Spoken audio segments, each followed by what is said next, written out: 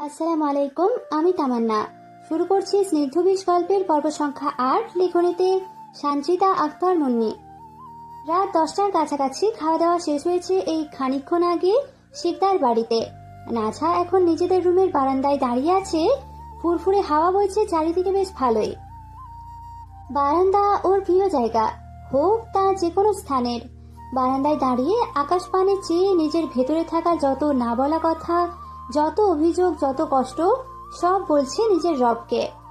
বারবার আকাশের দিকে তাকিয়ে নিজের মনের না বলা কথা, নিজের না বলা কথাগুলো চোখের অসহায় দৃষ্টিতে রবকে বলার যে শান্তি, তা মহা অমৃতেরও ঊর্ধ্বে। ও সূরা বাকারায় পড়েছিল, নিশ্চয়ই আমি তোমার আকাশের দিকে মুখ ফিরিয়ে দেখাকে লক্ষ্য করি। নাঝা যেদিন থেকে পড়েছিল সেদিন থেকে হতাশ হলেই, কষ্টে বিধ্বস্ত হলেই আকাশ পানে চেয়ে নিজের ভেতরকার অশান্তি দূর করে। তৌসিরের করা অমানবিক বিষয়গুলো নাঝাকে নিদারুণ যন্ত্রণায় পোড়ায়। ভাবতে ভাবতে হতাশায় মরায়, চিত্ত ফেটে যায় শূন্যতায়। আগুনে যে কি করে একটা আস্ত জীবন পার করবে এই অমানুষের সাথে, জানা নেই তা। যার কিনা কোনো দায়িত্ব জ্ঞান নেই, যার প্রধান কাজ পয়সা বাঁচানো। সে নিকৃষ্টতার অতল গহ্বরে লুকিয়ে থাকা শয়তানি আত্মা। নাঝার বুক চিরে দীর্ঘ শ্বাস বেরিয়ে আসে। না, এভাবে থাকা যায় না। এই মানুষের সাথে আর যাই হোক, সংসার হয় না। এটা তো অন্যায়।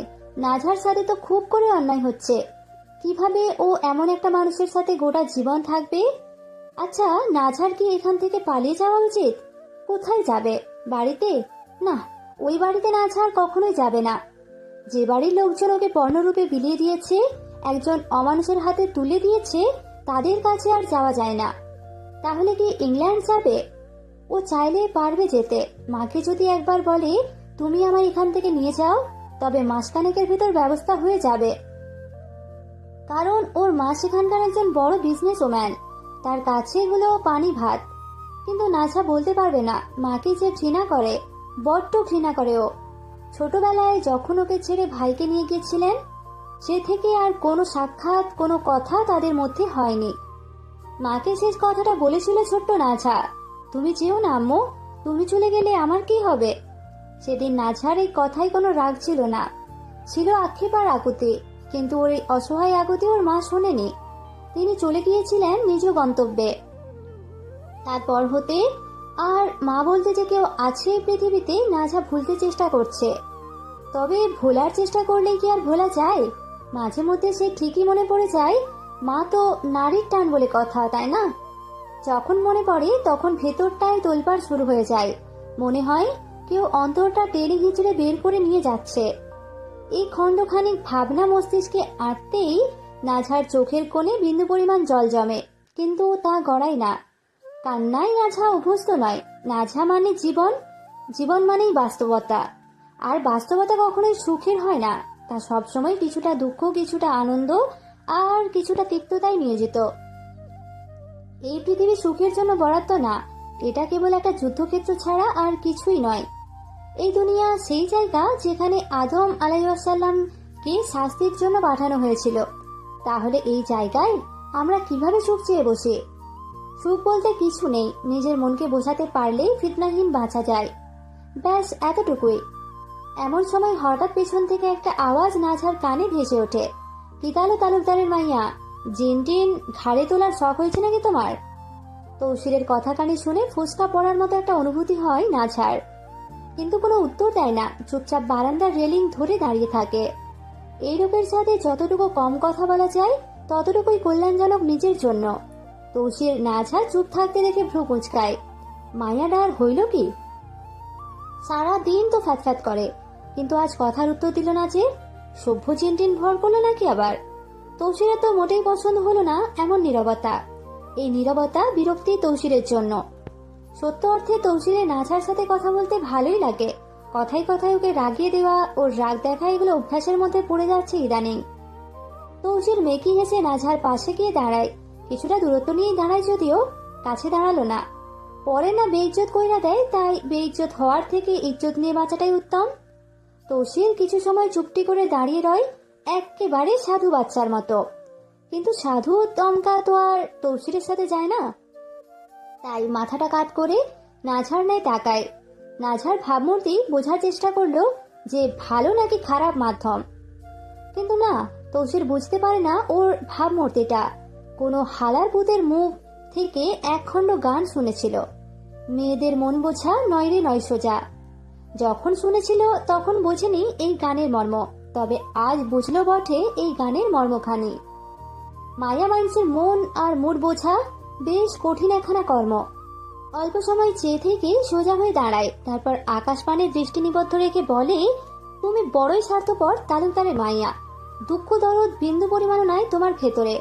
নাছা নিজের বিরুদ্ধে এমন অসহ্য বাণী শুনে থমকায় সামান্য।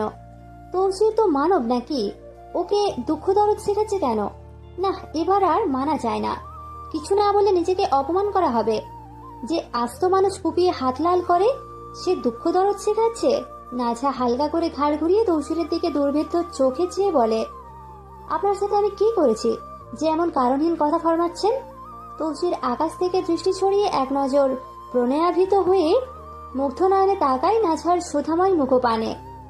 এক নজর তাকিয়ে ঠিক চোখের পলক সরাতে পারে না, বিধায় ওর পানে চেয়ে থেকে মৃদুসুর ধারণ করে, এই যে আজ সকালে আমি ক্লান্তিতে মাছের মতো হুতিয়া বিছানায় ছটফট করলাম, সামনে থাইকাও তো একবার জিগাইলা না যে কি হয়েছে আপনার? নাঝা তৌসিরের কথায় যদাকিন্তি হাসে, যদিও উক্ত কথাটা হাসির নয়, তবে নাঝার কাছে তা তাচ্ছিল্য করে একটা কথা যার কোনো ভিত্তি নেই। ও খেয়ে আর তো কোনো কাজ পাচ্ছে না যে ওকে এসব জিজ্ঞেস করবে। নাঝা সবসময় টাস টাস উত্তর দিতে অভ্যস্ত, তাই অভ্যাস মতো আকাশের দিকে তাকিয়ে চটজলদি উত্তর দেয়, আপনি ছটফট কেন? যদি মরেও যান আমি নিজ ইচ্ছেই আপনার লাশের চোখও বুলাবো না। জিজ্ঞেস করা তো অনেক দূরের বিষয়।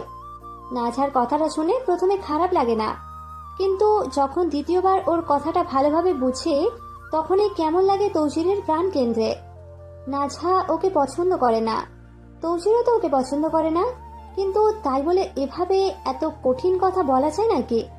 হয়তো চাই, তাই তো নাঝা টাস করে এই বাণী বুনে দিল। তৌসির ওর কথায় ম্লান হেসে বলে, লাশ দেখবা কি? দেখা গেল লাশই পাইলা না। নাঝা ওর কথায় শক্ত গলায় বলে, না পাওয়াটাই ভালো, পেলে দেখা গেল আপনাদের মতো মানুষের জন্য দোয়া দরুদ সেন্নি কত কি করতে হয়, এগুলোর যোগ্যতা আপনারা না, তাই লাশ না পেলে আরো ভালো। তৌসির দীর্ঘশ্বাস আড়াল করে বলে ওঠে, একটা হাসা কথা কই তালুকদারের মাইয়া, শুনবা? বলুন। তোমারেও আমার একটুও পছন্দ না, তোমারে দেখলেই বিষ বিষ লাগে, মন চায় ধরে তোমায় ইচ্ছা মতো কয়েক কূপ দেই। তৌসিরের কথায় নাছা থমকায় না, কারণ ও জানে এটা ভালো করেই। ঠোঁটে তাচ্ছিল্যের হাসি বুলিয়ে তাচ্ছিল্যপূর্ণ চোখে তৌসিরের ন্যায় তাকিয়ে থাকে খানিকক্ষণ, তারপর বলে, তাহলে কোপান, আমি তো আপনার কেনা পণ্য, যা ইচ্ছে করতে পারবেন, অভিযোগ তো আর করতে পারবো না। নাঝার এই অসহায় কথাটা ঠিক যেন মানতে পারে না তৌসির, কেমন জানি লাগে, তাই দীর্ঘশ্বাস ফেলে বলে, আজ এত নরম ফ্যাত ফ্যাত করতেছ না কেন? লাঙের কথা মনে টনে পড়লো নাকি? লাং শব্দটা শুনেই নাঝার মগজ ফাটতে শুরু করে। এইসব বাজে ইঙ্গিতের কথাবার্তা নাঝার শুনলেই গায়ে ফুসকুড়ি পড়ে। বিষাক্ত চোখে তৌসিরের দিকে তাকায়, ওর নাসিকার ডগায় মুহূর্তেই একগুচ্ছ রাগ জমে। ফ্যাত করে বলে ওঠে, নিজের নিকৃষ্ট ভাবনা আর জবানটা সামলে রাখুন। তৌসির ওর কথায় তীক্ষ্ণ চোখে ওর দিয়ে নেয় চায়, মনে মনে বুনে, এই তো চইলাইছে আমার নাগিন নিজের আসল রূপে। তৌসির গাছাড়া ভাব নিয়ে বলে, সে আমি সামলাই রাখি, কিন্তু তোমার সামনে আইলেই বেসামাল হইয়া যায়, এতে আমার কোনো দোষ নাই। আপনার এই জবান একদিন পচে গলে পড়বে, যে অবস্থার কথাবার্তা আপনার। নাঝার এই অভিশাপমূলক কথায় বড্ড বিরক্ত হয় তৌসির। গাদ্দারের মতো একখানা কথা কইল এই মাইয়া। তৌসির তিক্ত সুরে বলে ওঠে, ডাকাইতের ঘরের ডাকাইত, তুই দেখছি বাচ্চাচার মতো গাদ্দারিতে উস্তাদ। জামাইরে এমন অভিশাপ দেশ, গজব পড়ব তোর এই ঠাডা পড়বা জমানে। নাঝা দাঁত চেপে তৌসিরের কথার পিঠে বলে, আগে যদি জানতাম এতটা খারাপ আপনি, তাহলে আপনার নামে কবুল না পড়ে বিষ খেতাম। তৌসিরও কি কম চায় নাকি? ও সোজা উত্তর শোধায়, আগে খাস নাই তাহলে এখন খা, দিতাম আয়না বিষ। নাঝা আর এক মুহূর্ত দাঁড়ায় না, বারান্দা থেকে চলে আসে। এখানে আর এক মুহূর্ত দাঁড়িয়ে থাকা একদম সম্ভব নয়। যাওয়ার তবে বলে যায়, ছি ছি, এত মুনাফিক, এত মুনাফিক আপনি। নাঝার যাওয়ার দিকে তাকিয়ে তৌসির বুক চিরে দীর্ঘ শ্বাস ছেড়ে বলে, কুত্তার বাচ্চা কুত্তার মতো ঘেউ ঘেউ না কইরা সাপের মতো ফ্যাত ফ্যাত করে কেন? এ বলে চারপাশে বিরক্ত নিয়ে এক পলক চোখ পোলায়। তারপর নিজেও রুমে যায়। এখানে থেকে কি বা করবে? তৌসির ঘুমিয়ে আছে নিচে পাটিতে। ওর বাহুতেই এলোমেলো চুলে শুয়ে আছে নাঝা। হাজারবার বললেও নাঝা বিছানায় যাবে না। ওর কথা, প্রথম দিন যখন নিচে ঘুমানোর কথা বলছেন, তাহলে নিচেই ঘুমাবো। তৌসির কি আর করবে? ও কি কখনো পারবে নাঝার এই ঘাড় তেরামের সাথে? না, তা কখনোই পারা সম্ভব নয়। তৌসিরের নানা কবর থেকে উঠে আসলেও তর্কে পারবে না। আর তৌসিরের পক্ষে পারা তো অনেক দূরের বিষয়। তাই নিজেও নিচে চলে এসেছে। নাঝাকে নিজের বকে টেনে নিয়ে বেদম ঘুমে তলিয়েছে। নাঝাও ঘুমাচ্ছে, সাথে ওর বিড়ালগুলোও আছে। ওদের আশেপাশে ছড়িয়ে ছিটিয়ে পেট উল্টিয়ে শুয়ে আছে।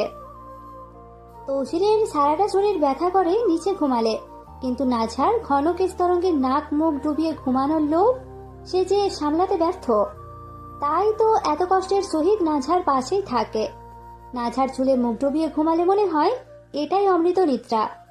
তৌসির গভীর ঘুমে ডুবে থাকলে ওর ভেতরে ভেতরে এক অদ্ভুত জাগরণে তাড়িত আছে এখন। হঠাৎই কানে আছড়ে পড়ে এক ঝনঝন শব্দ, নুপুরের ঠন ঠন ধ্বনি।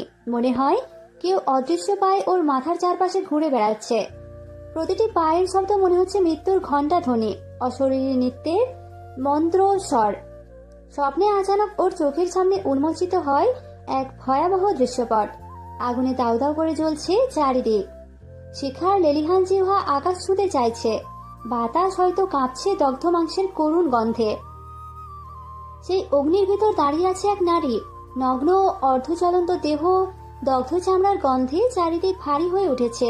সেই নারীর আত্মচিৎকার করছে, কিন্তু এই চিৎকার মানুষের কম, মৃত আত্মাদের কফর ফাটা হাহাকার বেশি মনে হচ্ছে। তার পাশেই এক অর্ধবয়স্কা নারীকে টেনে নিয়ে যাচ্ছে অন্ধকারের অমানবিক হাত। সেই নারীর বুক ফাটা কান্না আকাশকে ফাটিয়ে দিতে চাইছে, কিন্তু আগুনের শব্দে তা গিলে খাচ্ছে শূন্যতা। লুটেরা দানবেরা তার ইজ্জত ছিঁড়ে খাচ্ছে শকুনের মতো। রক্ত ঝরছে মাটিতে, আবার সেই রক্ত মিশে যাচ্ছে অগ্নির তীব্রতায়। সবকিছু মিলে এক শয়তানি রঙে রঞ্জিত হচ্ছে দিগন্ত। তবে এই চিৎকারগুলো কখনো তামিলের অচেনা সুরে, আবার হঠাৎ বাংলার কান্নায় রূপ নিচ্ছে। ভাষা বদলাচ্ছে, অথচ যন্ত্রণা একই, রক্ত, আগুন আর ধর্ষিত আত্মার হাহাকার। শব্দগুলো মিশে যাচ্ছে মৃত্যুর গর্জনে। মনে হচ্ছে পৃথিবী ভেঙে পড়ছে এই মুহূর্তে ধ্বংস হয়ে। তৌসিরের নিদ্রিত বুক হু হু করে ওঠে। ওর গলা কাঠ হয়ে গেছে, কপাল কুঁচকে রয়, শ্বাস আটকে গেছে গলায়। স্বপ্ন আর বাস্তবের সীমারেখা গুলিয়ে যাচ্ছে। মনে হয় তৌসিরও এই দগ্ধ মাঠে দাঁড়িয়ে আছে। রক্ত, আগুন, আর্তনাদ সব মিলিয়ে চারপাশ এক শয়তানি মহাযজ্ঞে পরিণত হয়েছে। এই স্বপ্ন বারংবার তৌসিরকে এসে দেখা দেয়। এই স্বপ্ন তৌসিরের কাছে কোনো স্বপ্ন নয়, বরং মনে হয় ওর জাহান্নামের দরজা হঠাৎ খুলে গিয়ে ওকে নিজের ভেতরে গিলে নিচ্ছে। তৌসির স্বপ্নটা দেখে আর নিদ্রায় আচ্ছন্ন থাকতে পারে না। তটস্থ হয়ে যায় ওর অন্তরটা। এই স্বপ্ন মাঝে মধ্যেই দেখে, নিত্য দেখলেও ভয়টা দ্বিগুণ রূপে চেপে ধরে। তৌসির আঁতকে উঠে বসে পড়ে। ওর বাহুতে নাঝার মাথা রাখা ছিল, বিধায় নাঝা পাটি থেকে কিছুটা দূরে ছিটকে পড়ে ফ্লোরে। স্বাভাবিকভাবেই এমনটা হয় যে কারো ঘুম ভেঙে যাবে। নাঝা ধরফড়িয়ে উঠে বসে। উঠে বসে আশেপাশে ঘুম ঘুম চোখে আতঙ্ক নিয়ে চোখ বুলাতে থাকে। বোঝার চেষ্টা করে কি হলো এখন ওর সাথে, কেন হঠাৎ এমন ছটকা খেলো। সামনে তাকাতেই কিছুটা অবাক হয়। তৌসির বসে আছে ছন্ন ছাড়া রূপ ধারণ করে, এক দৃষ্টিতে ফ্লোরের ন্যায় তাকিয়ে আছে। তৌসিরের দুই হাতের শক্তপোক্ত বাহুগুলো তীর তীর করে কাঁপছে। ঘামের ফোঁটা লেগে আছে ঘাড়ের সাদা চামড়ায়। নাঝা সঠিকভাবে ধরতে না পারলেও এতটুকু বুঝেছে এই কিপটে লোক নিশ্চয়ই কিছু একটা ভয়াবহ স্বপ্ন টপ্ন দেখেছে। এর জন্যই এমন আতঙ্কে ঠেকিয়ে বসেছে। নাঝার মন বলে একটাবার জিজ্ঞেস করে কি হয়েছে। কিছু কি হয়েছে? আচ্ছা, আপনি কি পানি খাবেন? পানি দেব?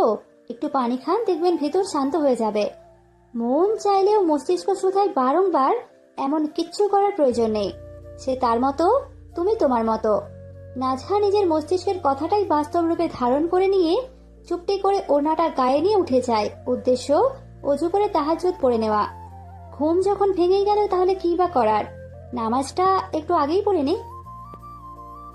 রুমে দুজন মানব, অথচ একটু টুশব্দ নেই। একজন আরেকজনের নিঃশ্বাসটাই শুধু শুনছে, আর কিছু না। নাঝার কানে স্পষ্ট আসছে তৌসিরের জোরে শ্বাস ছাড়া শব্দ। কিন্তু তারপরও ও একটিবার জিজ্ঞেস করে না কি হয়েছে আপনার। ও নিজের মতো চুপচাপ উঠে ওয়াশরুমের দিকে পা বাড়ায়। তৌসির নাঝার উঠে যাওয়ার বিষয়টি অনুভব করে ঘাড় ফিরিয়ে একবার তাকায় তার যাওয়ার দিকে। তালুকদারের মাইয়া বলে কথা, দয়া মায়া কি আর থাকবে? থাকার তো কথাও নয়, তাই নেই। নিজের পরিবারের মতোই হয়েছে স্বার্থপর। এই যে তৌসিরের এই হালত দেখেও কিছু বললো না, একটিবার জিজ্ঞেসও করলো না। এ কেমন নারী? এ কেমন বউ? বউ না দুশ্মন এ? তৌসির ওর যাওয়ার পানে একইভাবে তাকিয়ে বলে, ইতরের ঘরের ইতর নেই, ডাকাইতের ঘরের ডাকাত শয়তান নেই, তোর এই ঠাডা পড়া বিবেকে গজব পড়ুক গজব। এ বলে ঘাড় ঘুরিয়ে নেয়। নিজেকে নিজেই বলে কিছু অতীত হয় সুন্দর, আর কিছু অতীত হয় বিভৎস, তাই সব গুলিয়ে নেওয়া উচিত নয়। এ বলে আবার ঘুমাতে যাবে, তখনই দেখে বালিশের পাশে নাঝার ফোনটা পিটপিট করছে অ্যালার্মের আওয়াজে। তৌসির হাত বাড়িয়ে অ্যালার্মটা বন্ধ করে একটু সময় তাকিয়ে রয় ফোনের দিকে। নাঝার ফোনের পাশেই ওর ফোন রাখা। নাঝার গ্যালাক্সি S25 আলট্রা ফোনের পাশে তৌসিরের 17 সালের গ্যালাক্সি S8 পুরাতন ডিসপ্লে ভাঙাচোরা ফোনকে ভারী বেমানান লাগছে। ঠিক তেমন বেমানান যেমনটা নাঝার পাশে তৌসিরকে লাগে। তৌসির অসুন্দর নয় বটে, তবে নাঝার সৌন্দর্যের সামনে তৌসির কালা চান, এটা তৌসিরের ভাবব না। যতই হোক নাঝা ব্রিটিশ, ওর জন্ম ইংল্যান্ডে। জন্মের 6 বছর অব্দি ছিল সেখানে। বাবা বাংলাদেশি হওয়ায় পেয়েছে বাবার আচরণ স্বভাব সবকিছু, আর মা ব্রিটিশ হওয়ায় পেয়েছে মায়ের সৌন্দর্যটা। তৌসির মাঝে মধ্যে নাঝার দিকে তাকায় দু এক পলক, সাথে ভাবে এই পুতুল সত্যিই ওর ঘরের বউ, ওর নিজের বউ। ওর ঠিক এখনো বিশ্বাস হয় না এমন একটা মেয়ে ওর মতো মানুষের কপালে খোদা সত্যিই জুটিয়েছেন।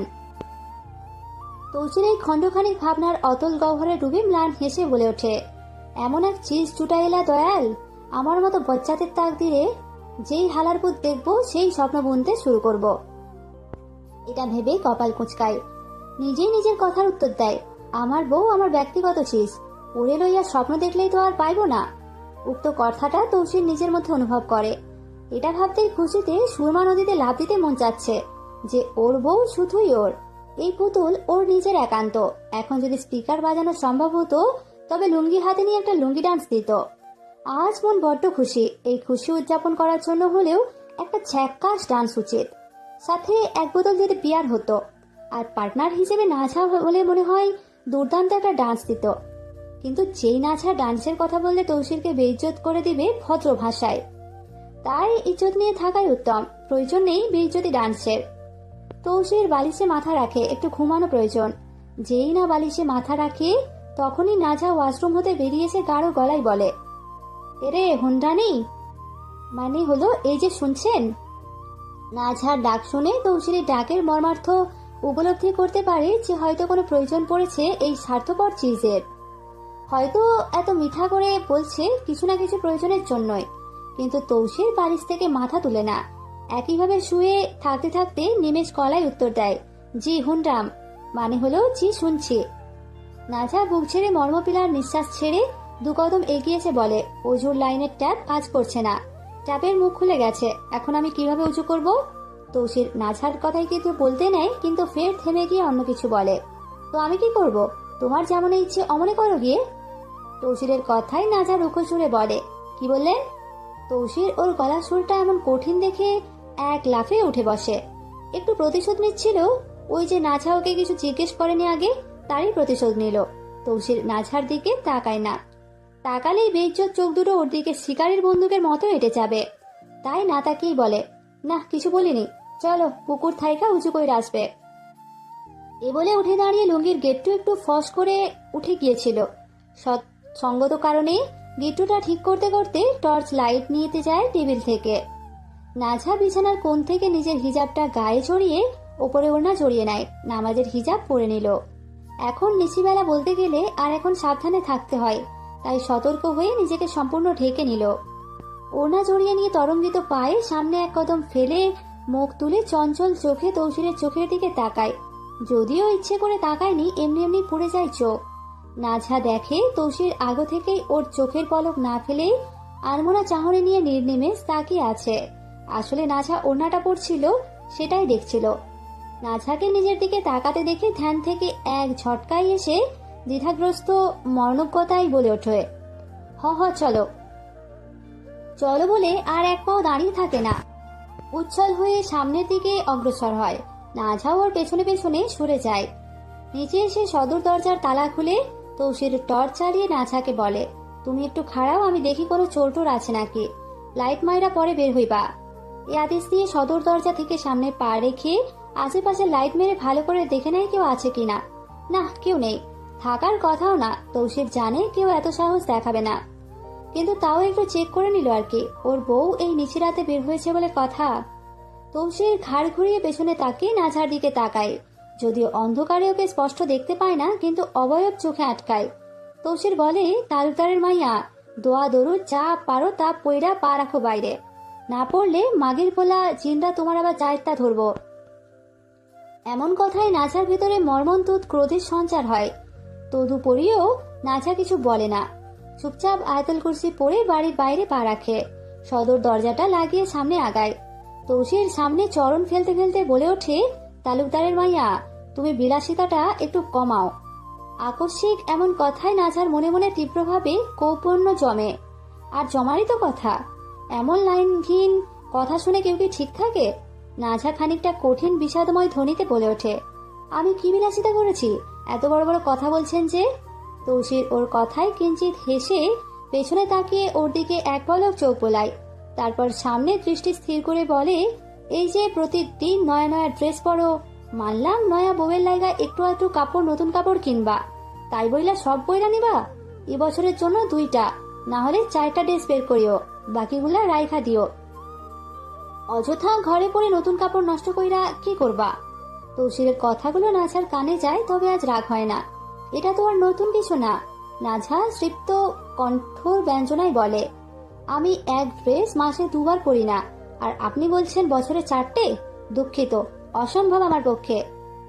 আহা, তুমি বুঝতেছ না গো কৈতরি, এই যে নয়া নয়া ড্রেস পরো, এগুলার দাম এক একটা বাংলাদেশি টাকায় 6-7 হাজার। ফুপু চাচারা তো লন্ডন থেকে আমদানি দিয়া দেয়, এর জন্য কদর বুঝতেছ না? একটু আয় করতে শিখো।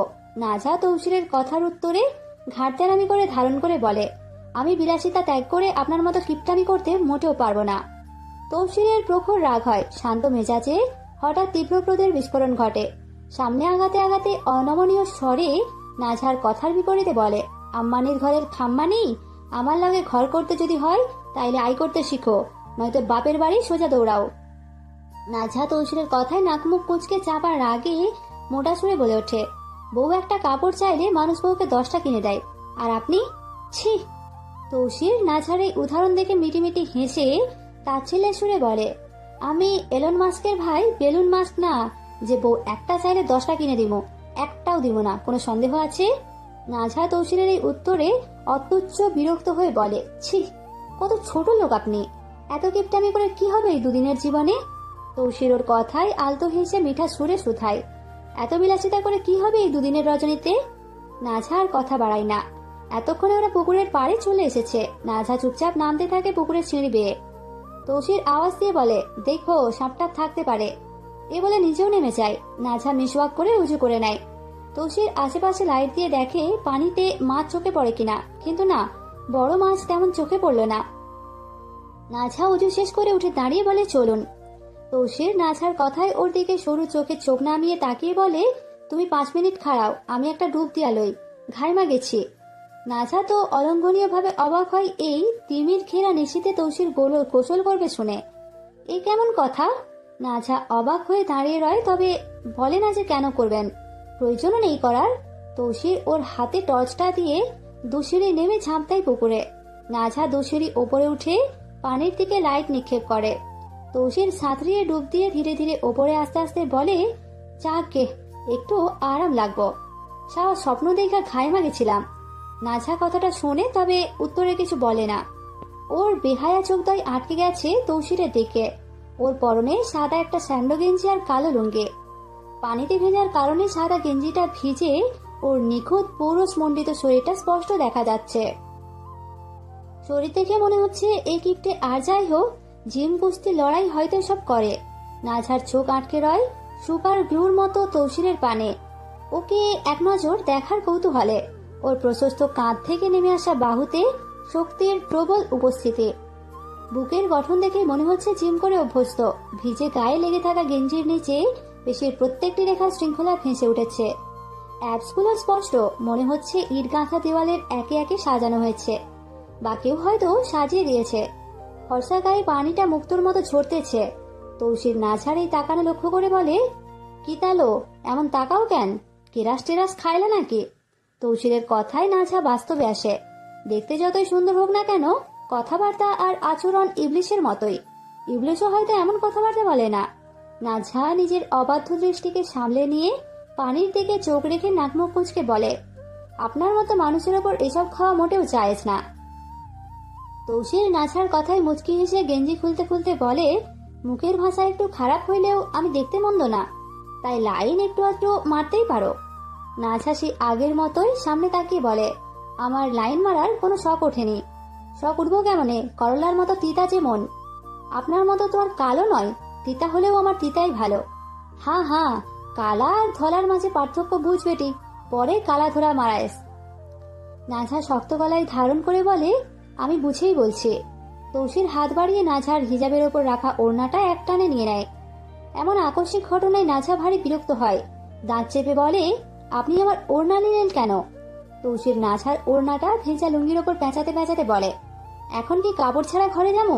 তোমার ওড়না কোমরে পেঁচাইয়া তোমার সম্পদ জিন পরীর কাছ থাইকা লুকাইয়া যাইতে হইব না? নাঝা তৌসিরকে লুঙ্গি বদলাতে দেখে লাইট অফ করে নিয়ে চাপা রাগ করে বলে, তো আপনি আমার ওড়না পরবেন কেন? দিন বলছি ওড়না। তৌসির ভেজা লুঙ্গিটা খুলতে খুলতে পাশ ফিরে নাঝার মুখের দিকে তাকায়। চন্দ্রালোকিত নিশীথে ওর লাবণ্যময় মুখখানা লাবণ্যের উৎকর্ষ মনে হচ্ছে। তৌসির কপাল কুঁচকে বলে, তো এখন তোমার নিয়ত কি? ওড়না তোমারে দিয়া লুঙ্গি ছাড়া ঘরে যাইতাম? ব্যাস, এমন কথা শুনে নাঝা চুপ হয়ে যায়। এই লোকের সাথে কথাই পারা ওর পক্ষে সম্ভব নয়। ছি, কি কথা কয় মাঝে মধ্যে। তৌসির নাঝার ওড়নাটা কোমরে শক্ত করে পেঁচিয়ে দুসিটি নামতে নামতে বলে, লাইটটা জ্বালাও লো। নাঝা ওর কথায় লাইটের বাটনে সুইচ দেয়। তৌসির লুঙ্গি আর গেঞ্জিটা এক চুমড়া মেরে নেয় পানিতে। তারপর সোজা হয়ে দাঁড়িয়ে কাপড়গুলো চিপতে চিপতে নাঝার দিকে সরু চোখে তাকায় এক নজর। দেখে নাঝা অন্যদিকে তাকিয়ে আছে। এটা দেখে মনে মনে বুনে, মন চাইতেছে গর্দানায় ধরিয়া ইচ্ছে মতো চুবানি দিই শাওয়ার মাইয়াটাকে। আমার দিকে তাকায় না, জালিমনি কোথাকার। তৌসির সিঁড়ি পেয়ে সামনে উঠতে উঠতে বলে, চলো, আর অমনে তাকানির কোনো দরকার নাই, নাটকবাজ মাইয়া। নাঝা ওর কথা গায়ে না লাগিয়ে সামনে আগাতে আগাতে বলে, আশেপাশে কোনো ফার্মেসি আছে? অনির্বাণ ক্ষণে নাঝার মুখে ফার্মেসির কথা শুনে তৌসির স্বল্পমাত্রায় থমকায়।